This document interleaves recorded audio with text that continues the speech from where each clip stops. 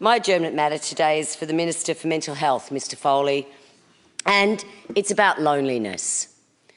Now, I congratulate the government on their community consultation in putting the terms of reference together for the Royal Commission into mental health, and I've certainly seen some of the submissions from organisations in my community.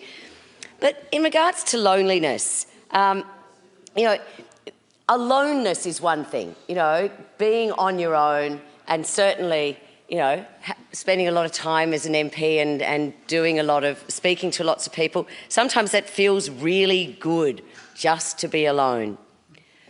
But loneliness is the opposite. Loneliness is where there's just this lack of anything in your life. There's a yawning lack. And, this will be human companionship, and it opens up very deep and dark black holes inside us. In fact, loneliness is an extraordinary health risk. It's linked to increased mental health issues. We know that loneliness is a precursor to a number of mental health issues. Also, chronic health issues. In fact, being lonely has the same health implications for heart disease as smoking 15 cigarettes a day. So this is an incredibly important health issue as well as a societal one.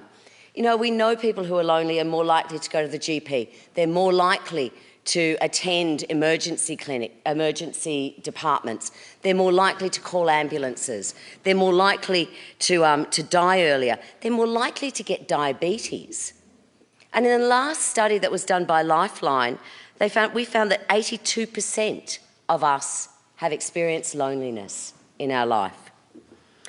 So we talk about social isolation in this chamber from time to time, and I think it's certainly something that is really important. And I for one have seen it in the End of Life Choices inquiry, in the retirement housing inquiry, in many inquiries, in looking at how we can deal with social isolation.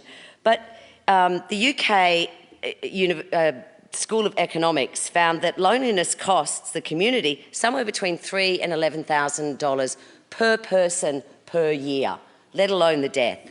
So in moving forward with this really important Royal Commission, the action that I'm seeking is that the government ensure that loneliness is part of the terms of reference for the Royal Commission into mental health.